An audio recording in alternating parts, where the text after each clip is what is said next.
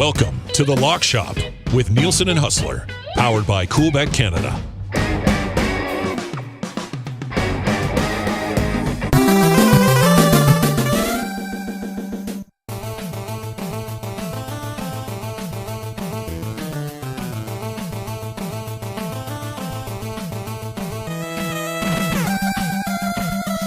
What's going on, everybody, and welcome to another episode of the Lock Shop's Fantasy Football Extravaganza, Week 16, semi-final week, and we've got some significant injury news at a couple of different positions. Of course, the Lock Shop brought to you by our great partners over at Coolbet. And Huss, this is a nice little shirt you're wearing there. You're one color. By my, Yeah. that is a special limited edition Coolbet World Cup Qatar edition of the That's real nice. We had a white one, we had a black one, and we had a red one. And I, of course, wore the black one when I inadvertently had to walk 35 minutes in the desert in 35 degrees. But it has been washed since then. So all right, so we got that going for us. Yeah. I got to give the Coolbet guys the merch, from the hoodies to those toques. That toque is my new favorite, to the tees.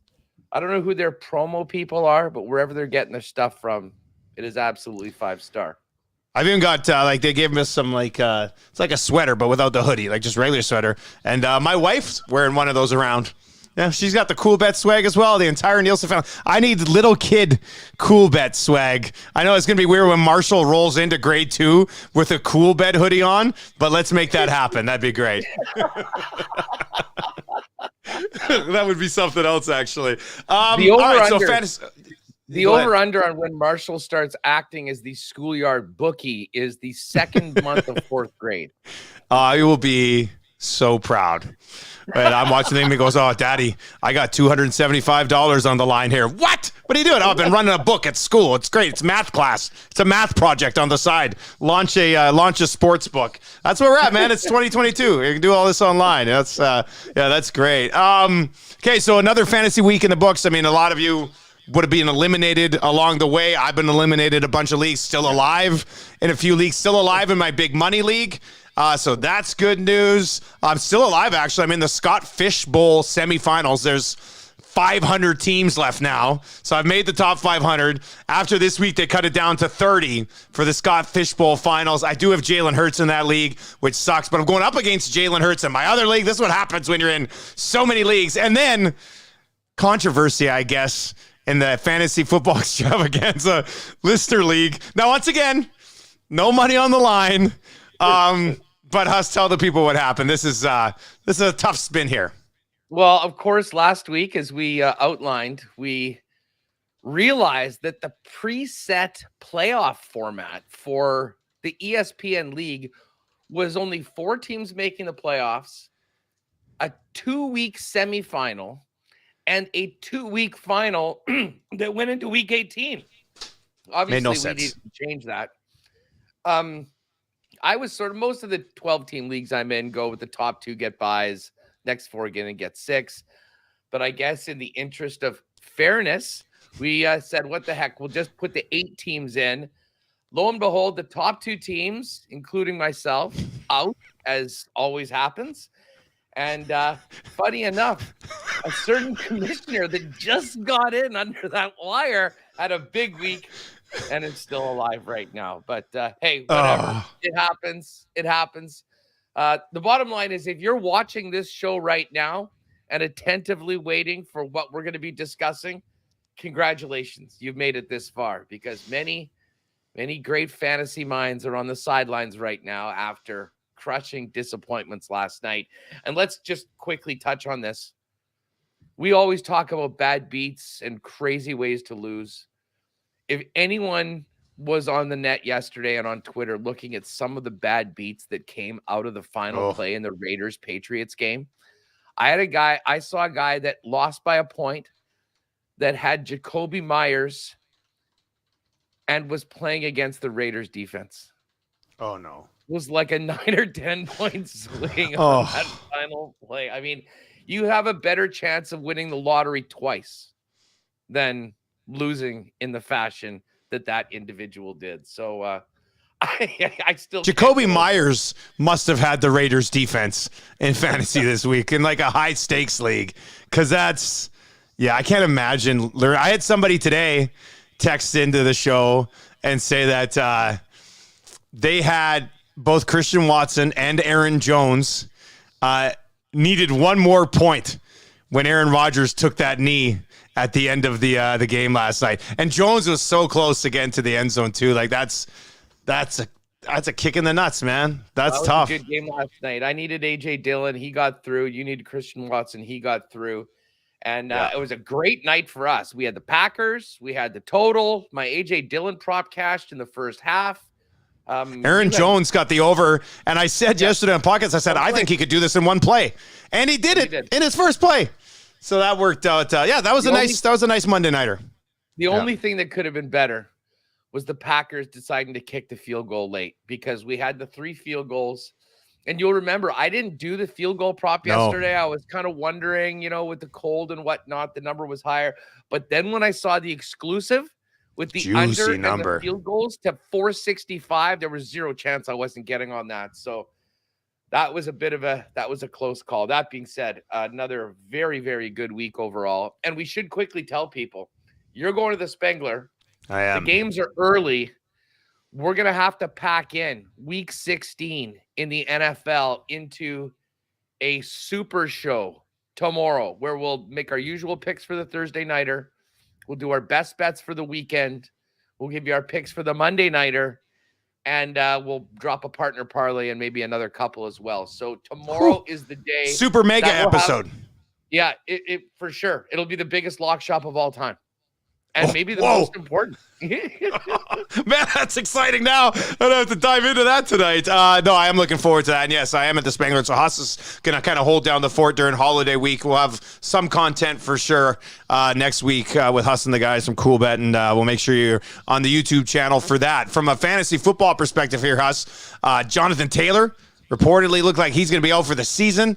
Lived up to that top pick hype anyway, but still that's a big loss. And then Jalen Hurts, I know that I just watched a video with Sirianni saying, it's a sprained shoulder. He thinks there's a chance he could play this week. I had Tom Pelissero on my show this morning, and I asked him about Hurts, and he said if this was the Super Bowl, he'd probably play, but there's probably no reason to push it with a sprained throwing shoulder. So I would think many of you, myself including that Scott Fishbowl, will be without Jalen Hurts this week, and that impacts a lot of different people, because if you had Philadelphia Eagles this year, odds are you're still alive here in your semifinal hustle. This is a big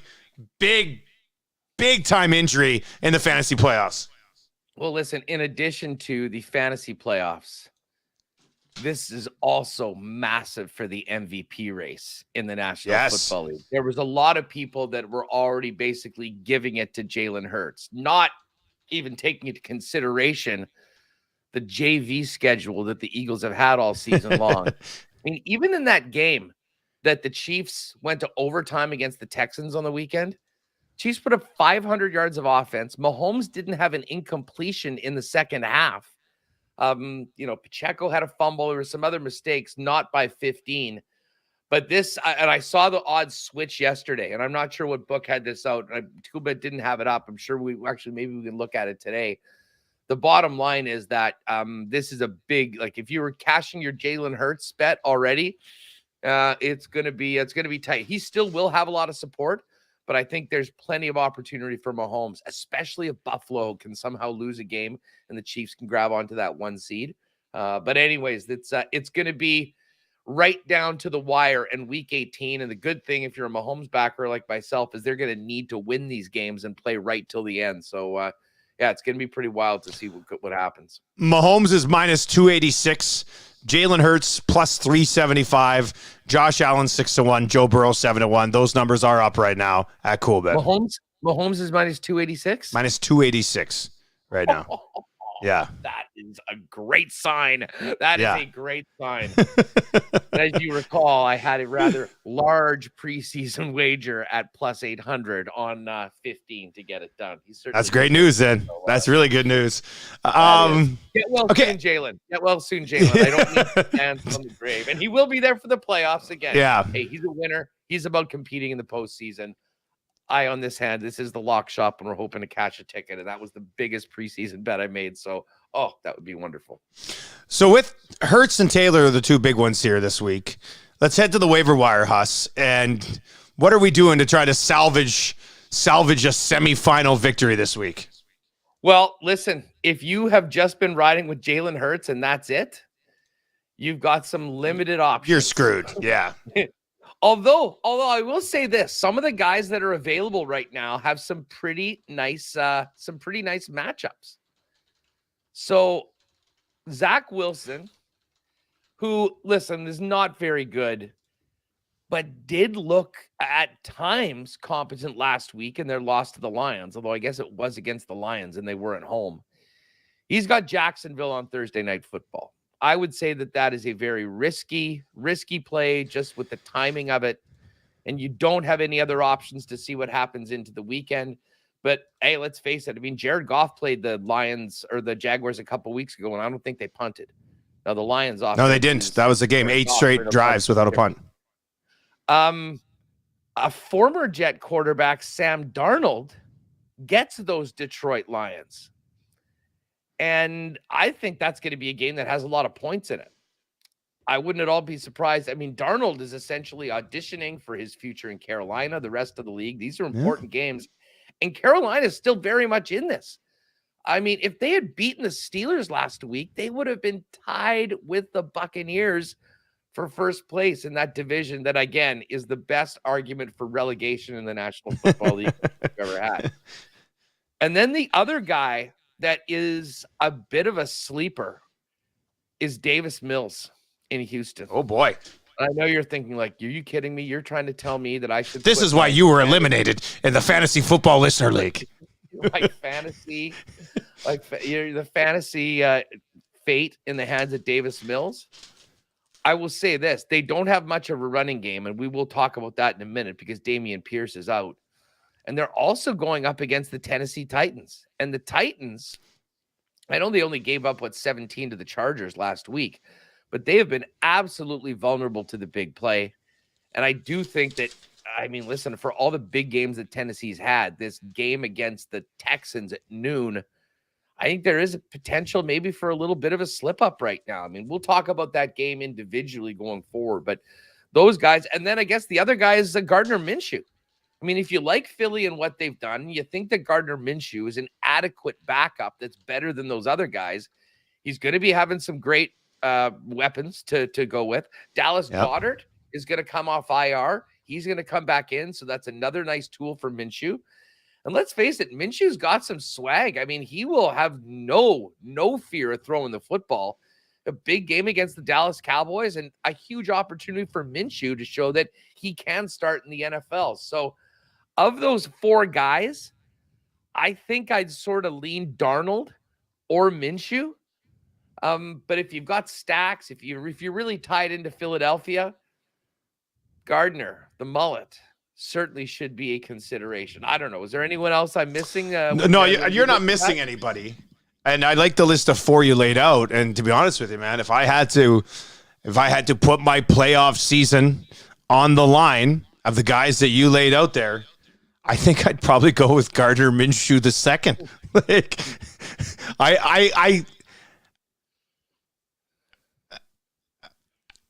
the weapons are there. I mean, you're going up against a Dallas defense that's been banged up, right? This Dallas defense is not the Dallas defense that it was in the first half of the season. You still have A.J. Brown. I do like Miles Sanders this week for a bounce-back week after fumble last week and not doing a lot on 10 carries. I think this is an offense where, and the last time you saw, I saw it pop up. I don't have it in front of me, but the last time Gardner Minshew filled in, he had like 2 touchdown passes, no interceptions. Like he was decent enough. Like I think I would rather side with an explosive offense with Minshew than the other guys you mentioned, although the Sam Darnold case against the Detroit Lions who do hemorrhage points, I mean, it's kind of intriguing, but I honestly think I like in the Scott Fish Bowl this week, it's a super flex league.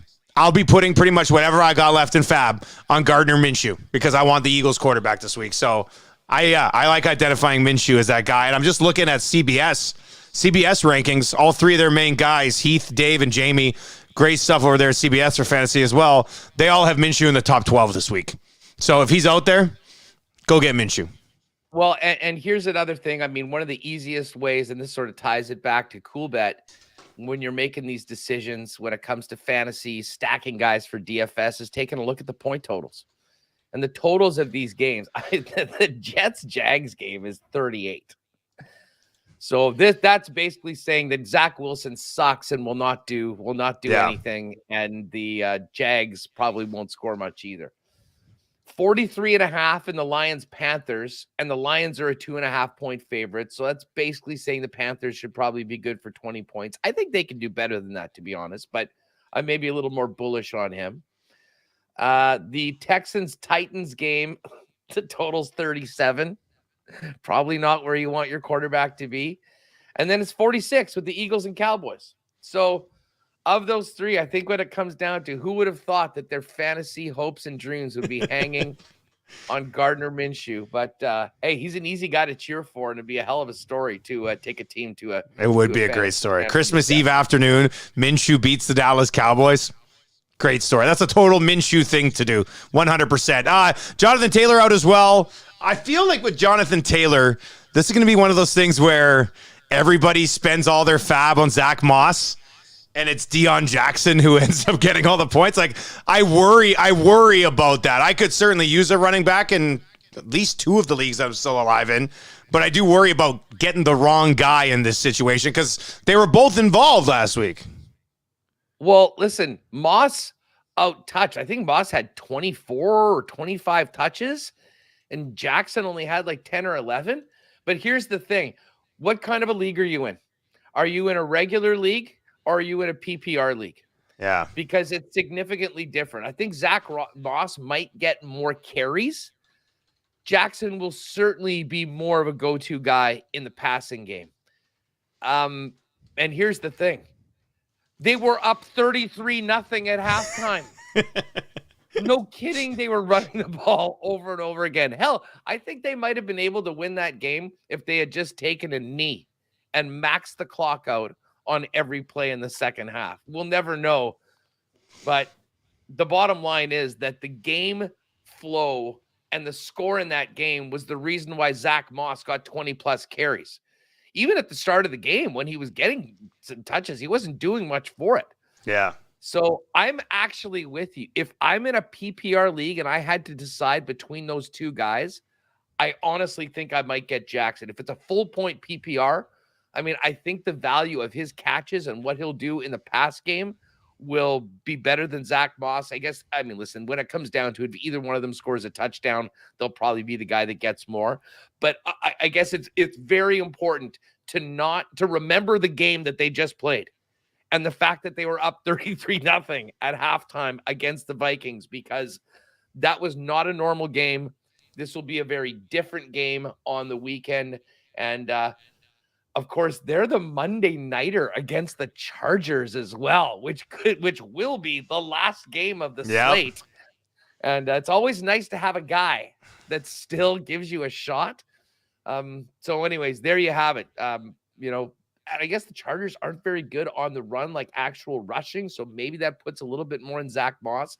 To me, it's a straight up coin flip from these guys. I'd figure out what league you're in, get your own feel as to what happens. But that was a strange week. And we're not going to be able to just extrapolate what happened in that game against the Vikings to what happens on Monday night against the Chargers. So those are the two big waiver targets, obviously, this week with Hurts and Taylor going down. Outside of that, it's not a great waiver wire this week. Is there anybody else that you're interested in? One other guy in Houston, and it's Royce Freeman. Dameon Pierce, awesome rookie season. He's out, and he was out last week, and Freeman ended up getting 11 carries for 51 yards, was clearly the guy, although they threw the football quite a bit. I mean, they were in the game against the Chiefs with the mistake that Kansas City made. Listen, if you're starting Royce Freeman in your fantasy playoffs, best of luck to you.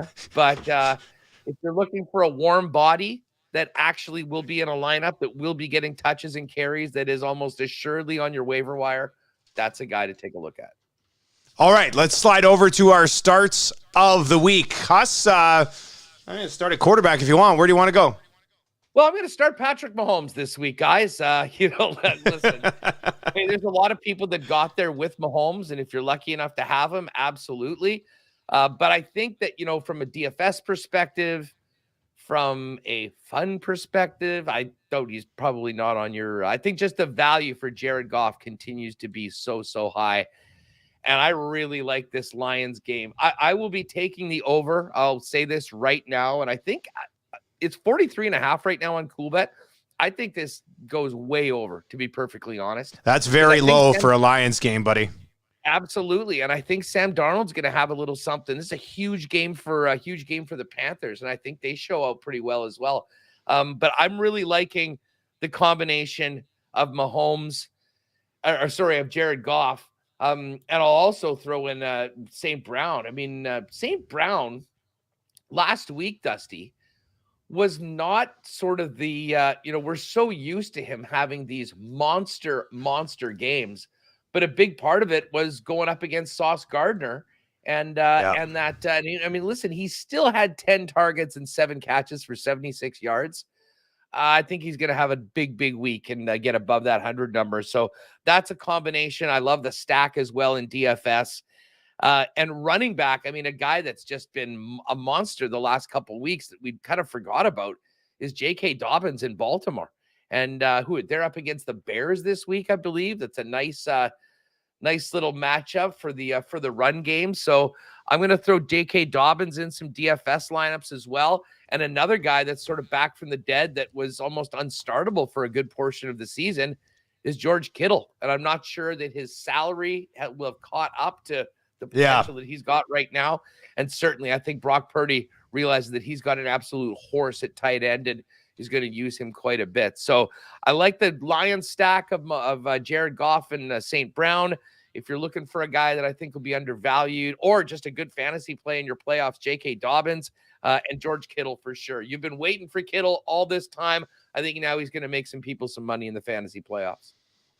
For me, quarterback, I mean, I obviously have a little asterisk beside Goff. I mean, the offense is great. He's still value-wise in daily fantasies there. The other guy I really like this week, and he's had some really good games, but the touchdown numbers haven't been there. And I think everybody kind of saw some of the plays that he made last time out. But I think Justin Herbert's due for a big fantasy game. Here's his last 3 games: 313 passing yards, 367 passing yards, 335 passing yards. But in those 3 games, he only had a total of 2 touchdown passes.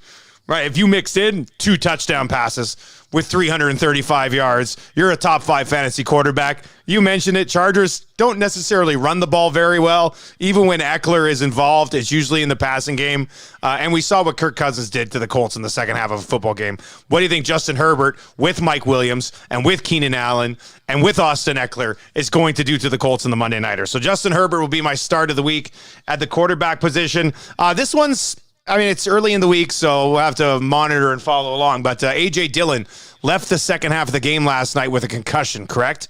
And Aaron Jones ended up, I mean, they're both startable. Both Jones and Dillon are startable. But follow the concussion protocol here with Dillon and follow that storyline, see what happens. Because if one of these guys, if Dillon doesn't go, and it's the same way the other way if Aaron Jones doesn't go, if Dillon doesn't go this week, the Green Bay Packers are in a huge game. They get Miami. I think it's a massive week for Aaron Jones if A.J. Dillon can't go. So we'll see how they handle the concussion. I mean, it varies, obviously, in the National Football League. But if he can't go, I really like Aaron Jones this week. Also, nice work on the Dillon call last night, Huss. That was good. You looking some info up? You look like you're looking something up. I'm looking at this right now, and they're just saying he was evaluated for a concussion Monday night against the Rams. And listen, considering what the situation in the game was, I mean, I don't think there was any question that they'd rush him back. But could be healthy. Nervous right now because I this team that I have could not be thinner. Like, I have no options right now. Put it this way: if A.J. Dillon's not good to go, I'll be going through our exact conversation of Zach Moss, Deion Jackson, Royce Freeman, or somebody to put in the lineup that day, a running back or a flex position. But hey, listen, congratulate yourself for getting this far. This is the week. Most leagues, you'll get something for getting to the final. So this is the big money week. And It's always so funny how distracted everyone is around Christmas dinner or their family holidays when they're trying to pay attention to their phone and the game, when what's really important is happening around them, as they need to, let everyone know that they're dialed in and attentive to the wonderful holiday once a year gathering. Final 2 starts of the week. Dallas Goedert, tight end. Looks like he's going to be back here. Last time he was with Minshew, had a huge game. So if he's ready to go, I think there's a big week coming there. And then my wide receiver start of the week is Chris Godwin with the Tampa Bay Bucks. They get Arizona this week. Tampa needs to get this thing going offensively. Godwin needs to be that guy. We know the Cardinals struggle against tight ends, a lot of stuff over the middle. The Bucks don't necessarily have that tight end, but they do love playing Chris Godwin in the middle of the field. So I think there's a huge game coming this week. He was 7th this week in PPR points. 4 weeks ago, he was 2nd. I think there's another big week coming here for Chris Godwin. And so I'm going Herbert, Aaron Jones, Goddard, and Chris Godwin for my starts of the week. Huss, my superhero league, Marvel versus DC? Yeah. So I ended up being the number 1 seed in the one division, and I won, I think I got $100 for finishing first. But then also, you get to choose your opponent from the other division. And so I chose my opponent, and he knocked me out this week. Yeah, it sucked. That stung when I like that. Like, I'll say it right now and remind me next year. Next year in the Fantasy Football Extravaganza Listener League, it'll be 6 teams in the playoffs, 2 buys, 4. I feel real greasy that the 7th and 8th seeds ended up winning. I was just like, whatever, it'll be eliminated. But I don't mind this. In this one league, you get to choose. If you finish first, you get to choose. It's a home field advantage, right? And I chose poorly. He doesn't have. Pittman got him 20 points. And then he had Christian McCaffrey and Saquon, who both had huge games. And then Latavius Murray went off for like 25 points this week, which I did not expect to get Latavius Murray. Lat Murray's another guy, by the way. Lat Murray's another guy that is on some waiver wires if you're looking for that might force you to have to watch another Denver Broncos game. But hey, whatever. Hey, they were our pick of the week. They came through for us on the parlay. They did. The best bet. That was their defense is good. Their defense is good. All right, that is going to do it for Week 16 preview episode. Best of luck in your fantasy semifinals. As you, Chaz, in our YouTube chat says, tomorrow, the super mega ultra episode for Week 16 of The Lock Shop. We'll pick the entire week for you tomorrow, and then I'm hopefully traveling to Davos over the next few days. Christmas travel in this country looks like a mess. Apparently, there's a storm coming into Toronto as well. There's already one in Vancouver. We'll see how it goes, Huss. Anyway, no matter what, we'll talk tomorrow, buddy. You got it. Yeah, massive show. Turn your notifications on the YouTube channel so you know when we're live. We'll, of course, tweet it out. But, Thursday night football picks, Monday night football picks. Our primetime picks have been unreal this year. And then our 4 best bets from Saturday and Sunday, all packed up with a partner parlay as a gift to you from the Lock Shop just in time for Christmas.